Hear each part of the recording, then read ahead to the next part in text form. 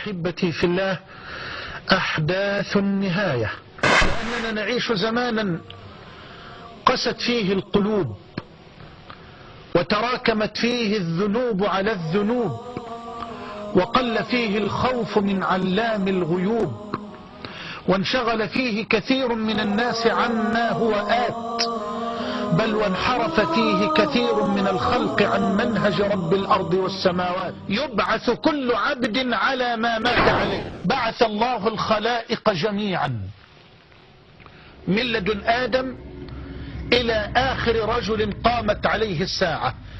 يا الله، عاوز حضرتك تتصور البشرية كلها وقد تزلزلت الأرض ليخرج من في باطنها ليقف بين يدي الله جل وعلا. تجمعت البشرية كلها، وإذ بالملك جل جلاله يرسل ملكا من ملائكته ليقود البشرية كلها إلى أرض المحشر، إلى أرض جديدة. يا الله، يوم تبدل الأرض غير الأرض والسماوات وبرزوا لله الواحد القهار. كل عبد على ما مات عليه.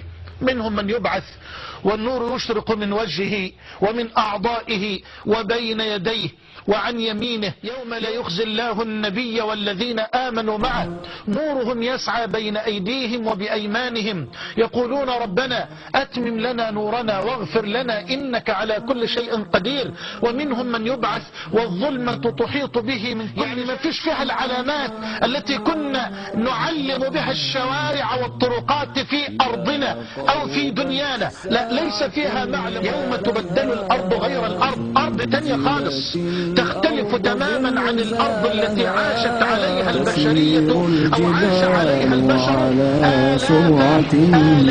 كمر السحاب ترى حالها، كمر السحاب ترى حالها، كمر السحاب ترى حالها،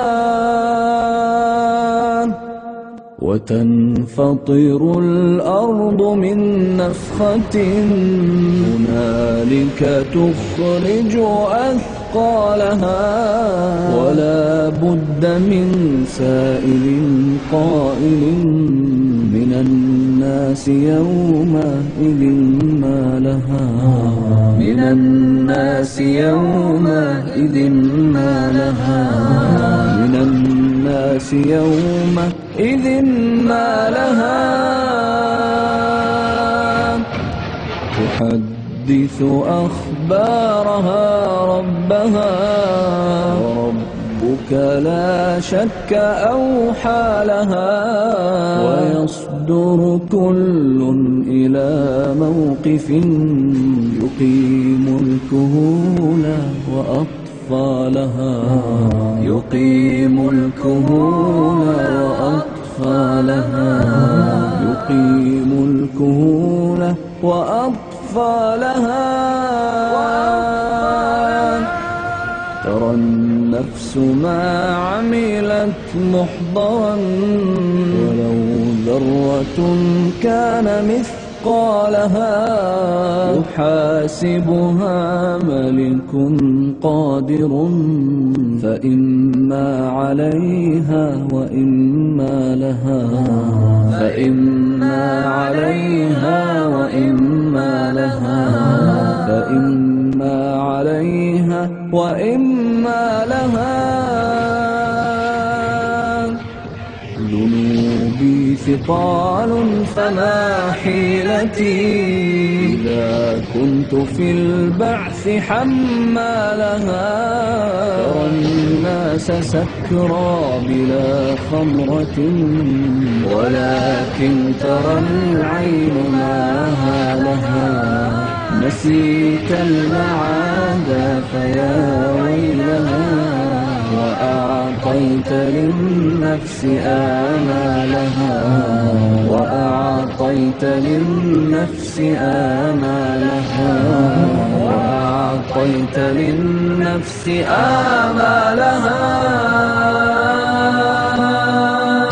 إذا قرب